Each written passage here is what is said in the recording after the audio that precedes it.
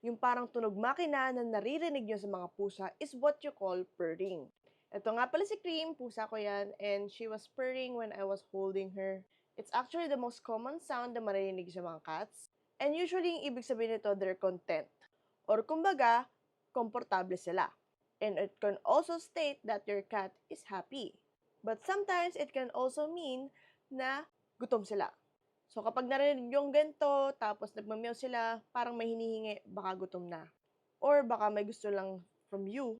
It can also say yung mga mother and kitten connection. Minsan yung mga mother cats, this is how they will know na okay yung kittens nila or nandiyan yung kittens nila when they're purring. They also do purring when they soothe or relieve themselves. Lalo na kapag parang may sakit sila or may masakit sa kanila, ginagawa nila to. So yun lamang, don't forget to consult your veterinarian.